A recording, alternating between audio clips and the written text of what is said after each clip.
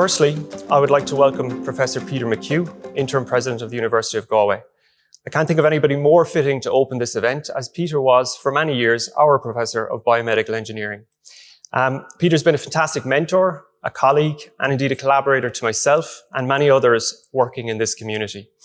He's pioneered much of our activity here in biomedical engineering in particular, and his leadership and vision have really contributed to our research. I'm delighted to welcome him to the stage to open the event.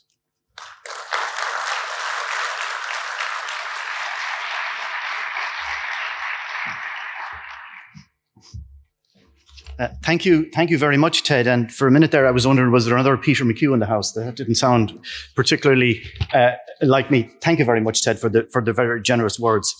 Díomh go léir, is mise Peter McHugh uachtarán éitreamach na hallscoile, agus fáilte romh go léir chuig an ócáid iontach agus tábhachtach seo inniu. Good morning, everyone.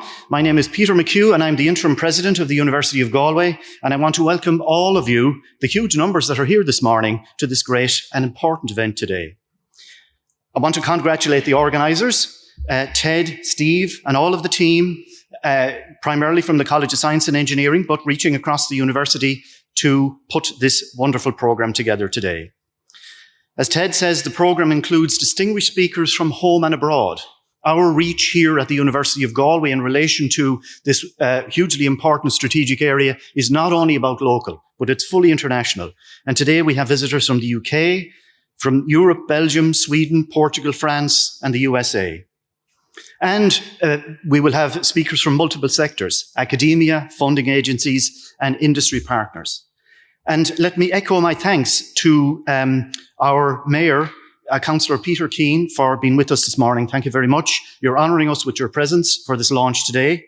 And later we will have the honour of having a Minister for Further and Higher Education, Research, Innovation and Science, Patrick O'Donovan TD, to formally launch the centre.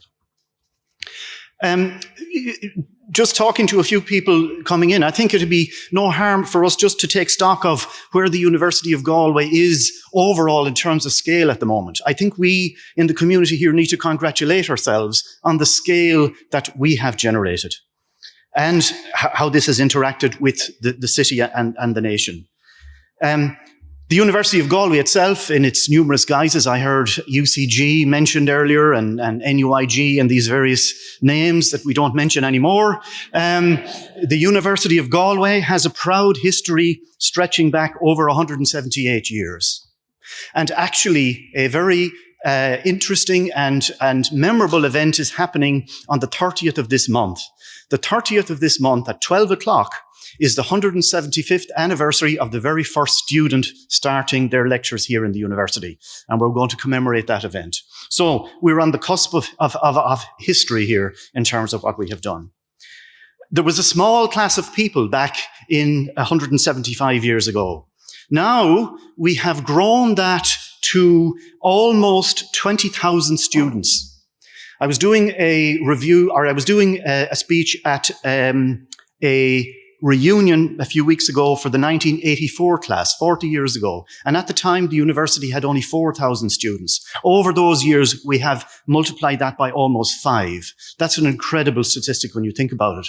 And we have almost pretty much doubled the footprint of our buildings across the campus, stretching over our lovely campus, now that we call South Campus, where we are at the moment, and the newer North Campus. So that's wonderful. 18% of those 20,000 students are international from over 122 countries.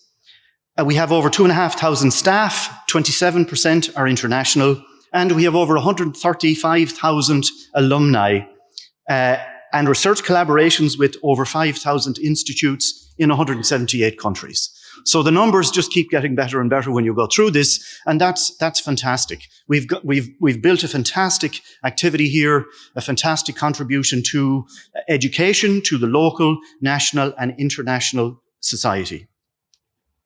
Our academic activities are organised in 4 colleges, one of which is the College of Science and Engineering, the primary host of this event today. Just taking stock a moment on something else very important for today, the medtech sector. One of the reasons we're here today. Most people are aware of the enormous contribution that the medical technology industry has made to the economic development, educational development, and society generally in Ireland, and in particular in the Galway region, not to mention the huge international impact it has on human health and well-being on the global stage. Ireland now sits proudly as one of the 5 global hubs of the medical technology industry. Hundreds of medtech companies are based in the country, employing tens of thousands of people, and we can count all but one of the 15 largest medtech companies in the world on that list. And for us, Galway is at the heart of that enterprise and economy, and has been for over 3 decades. And around 8,000 people are employed directly in the sector in the city. So that's an amazing thing when you think about it. And coming back to ourselves here in the University of Galway has been intimately and inextricably linked with these developments from the very start, to the creation of pioneering and groundbreaking education, research and innovation programs developed in partnership with industry. And as Ted indicated, I am and have been in the very fortunate position to have had a strong involvement in these developments at the university since the very start, back in the mid-1990s, and I'm giving my age away there in saying that. Back at that time, in the early to mid-1990s, research interactions were growing in the university with the industry that was present at the time. And that industry, the medtech industry, was growing internationally, beginning to grow internationally at the time, internationally in Ireland and particularly in Galway. And that was happening for a number of reasons. It was happening for reasons there were a group of visionary local entrepreneurs who developed startup companies and were involved in the FDI industries that were coming in here at the time.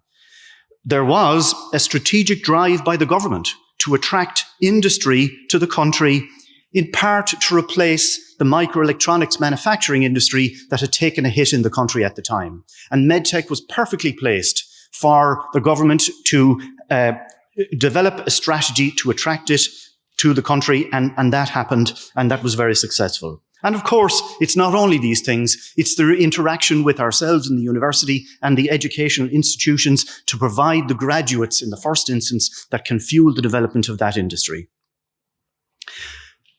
In the university, research activities were beginning to grow at that time. And I can remember back in the day, back to what was happening in physics with Tom Glynn and the National Centre for Laser Applications, in chemistry with Liam Carroll, God rest him, a great innovator in the space here, in anatomy with Brendan Wilkins, and with ourselves in engineering, in mechanical engineering, where I was at the time, looking at the analysis and design of angioplasty catheters and stents. And all of that was beginning to happen back in the mid-1990s. And of course, another major ingredient that I haven't mentioned yet is the clinical arena, represented strongly here today, our colleagues in the clinical arena. One of the fantastic things about Galway is that we have a co-location, essentially, of the university and the local regional hospital right beside us. And that has promoted a very strong interaction of the clinicians with the university and clinical researchers with the university. So that's another ingredient that has led to success. And of course, there were visionary leaders such as Professor Fred Given, God rest him, died recently, Professor of Surgery at the time, who I can remember talking to about developing research and educational collaborations way back in the 1990s. That was all fine, and that was all going ahead on our own steam, if you like. And then major things happened in the country. In the late 1990s, something called PRTLI happened. And what was that? The Programme of Research in Third Level Institutions, where the government unleashed funds to fuel the development of research in Ireland, both infrastructure and human capital. This was the first thing that happened. The initial HEA budget, it was run through the HEA for PRTLI, was 604 million. That amount of money was absolutely unheard of before that. And through the visionary leadership of the then president of the university, Pat Fottrell, the university made a strategic decision to target and develop the area of biomedical science and engineering, to target the development of this and to go for this program. And we were very successful. And I can recall the figure, and Terry Smith, I see him here today, he probably can correct me. I can recall the figure of 34 million being awarded in the first tranche of funding for the development of our biomedical science and engineering activity. There were 5 cycles of that activity, and we benefited from most of those. And all of that led to the establishment of the National Centre for Biomedical Engineering Science, the NCBES, at the university, initially led by Frank Imbush, and then by Terry Smith as the full-time director from 2001. And the NCBES provided a fantastic environment for the growth of biomedical science and engineering research at the university, and it was a key ingredient and a key platform for the success that we see today, success exemplified by the launch of this wonderful new institute today. In parallel with the introduction of PRTLI came the establishment of Science Foundation Ireland, SFI, that we all know very well, recast as Research Ireland Taige Éireann at the present time. And its initial budget was a little more, it was 646 million. But again, unheard of numbers. Adding those together, over 1.2 billion euro pumped into the Irish research sector to bring us to a world-class standing. And certainly here in Galway, we have grasped that with gusto. The university has been hugely successful in these SFI programs, of course, across a range of different platforms, including but not limited to the Regenerative Medicine Institute, Remedy, and of course the hugely successful Curam SFI Research Centre for Medical Devices. That's part of our spectrum here. A key component of all of this success from the very start has, in my view, has been the intimate and synergistic industry, academia, clinical axis, clinical nexus that we have created here in Galway. It's a unique ecosystem that has made Galway very special and has provided us with the fertile ground for great success, both nationally and internationally. And of course, it's not all about research, just about research. Our ecosystem also includes world-class education and innovation programs, such as our flagship degree programs in biomedical engineering, biomedical science, biomedical technology, etc., and new ones coming to the fore all the time. And of course, in the innovation space that we are particularly good at in Galway, the BioInnovate program.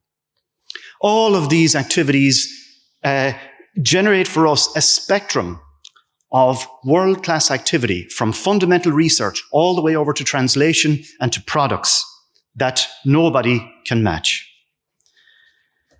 And even though it is clearly multidisciplinary, in recent years I've been very encouraged to see not just science, engineering and medicine being involved in this, but the developments in the business school, the whole area of looking and researching and looking to the future of the economics and the economic development of this sector is so important to see, and is part of our overall spectrum of activities here.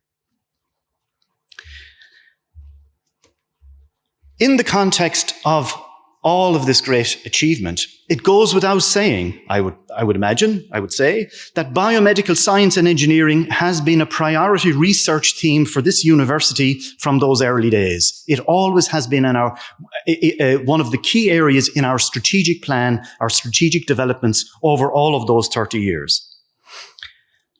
The title of it, I guess, it was broadened and re-articulated as improving health and well-being in our current strategic plan, 20 to 25, that's coming to an end now. And I can assure you it will be a critically important theme in our new strategic plan, 2025 to 2030, that we are currently developing.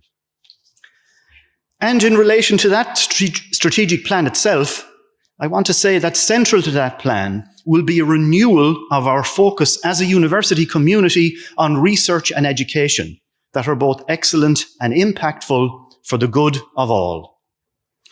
And certainly this new institute, both in theme and operation, and how it will support and foster research excellence at our university, is very much in alignment with all of that. And of course, as has been indicated, this institute is being launched in parallel with the recently launched Institute for Clinical Trials, only adding to the strength and synergies inherent in our unique ecosystem here in Galway.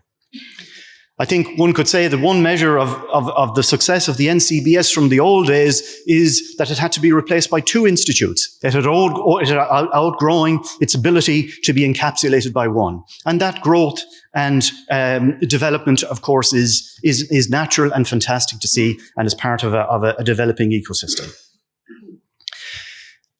It's a very exciting time for the University of Galway overall. And the launch of the Institute for Health Discovery and Innovation certainly heralds an exciting new phase for research in this critically important domain for both the university and society in general. Thank you again for being here. Thank you for asking me to open this event today. Thank all the distinguished guests for being here, and I hope that you all enjoy what promises to be a very enjoyable and stimulating day. And I wish Ted, Steve, and all of the team every success with the development of this new institute. Tásúil agam go maireamh taitneamh as an ócáid iontach agus tábhachtach seach gur maithagamh go léir.